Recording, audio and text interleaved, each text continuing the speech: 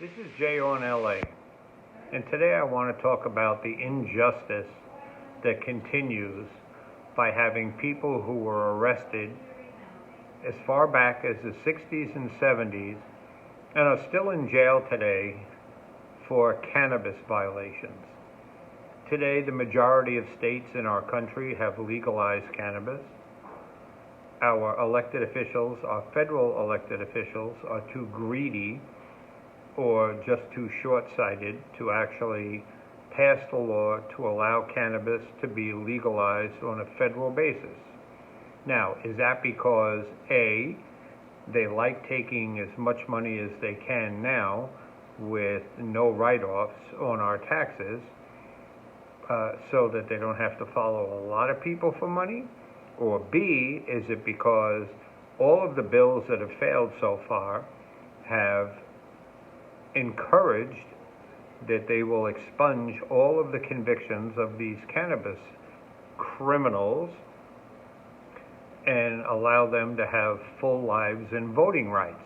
Well, having voting rights means that if the Democrats do it, that means they will probably encourage them to all register as Democrats and vote because they were released, which the Republicans will hate. And if it's the Republicans who get it, the Democrats will hate it. So who suffers all the time? The people who have been in jail for selling pot or carrying pot years ago. And it's blatantly unfair.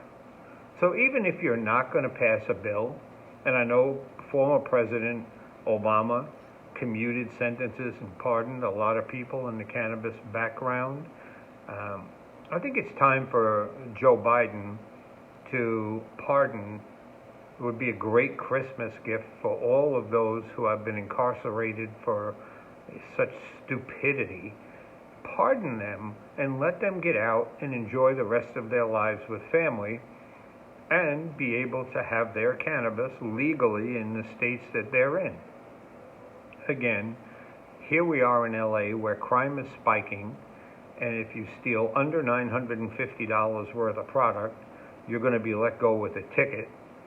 Yet these people who are convicted for a crime that is now completely legal, not 950 and under, but actually completely legal, these people are still spending 20 and 30-year jail terms for pot.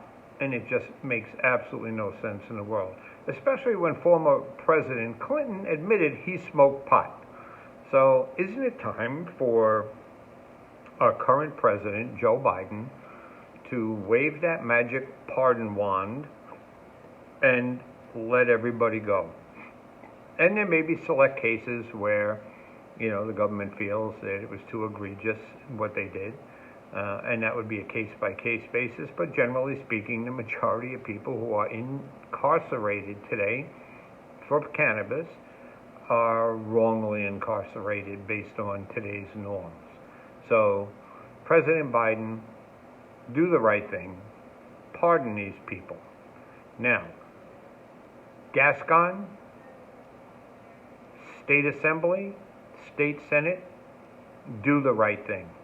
Reverse the tragedy you are causing by taking back these props that you have pushed through, allowing criminals to be on the streets before the police are able to actually write reports. The cities, the counties, they're becoming way too dangerous for people. And quite frankly, faith in our elected officials is at an all-time low. And the ability to feel comfortable and safe in our cities is at an all-time low. So, ladies and gentlemen, elected officials, start thinking about the masses, not the few. Come up with programs for the few to help rehabilitate and not incarcerate. But what you've done is a complete failure at this point. And that failure is costing lives, costing billions of dollars in theft. The numbers are arguable, but it is certainly billions of dollars of theft. And it's causing people to get out of California. And if your way of solving the water problem is to make everybody leave, you're doing a really good job. Which goes to the homeless. And if your way of cleaning up the homeless problem is to let them die on the streets, you're doing a very good job. In my district, West LA, 4 dead homeless people over the last 3 weeks. 1 major encampment fire outside of a Goodwill store on Santa Monica Boulevard. That's one of many. So, you know, it's a failure. It's a failure of government, and government is continuing to fail in every aspect at this point. So maybe a New Year's resolution would be stop being greedy, stop being selfish, have a heart, and start looking at things the right way, where you protect all of your citizens that you represent. On that note, I wish everybody a very Merry Christmas and a Happy New Year.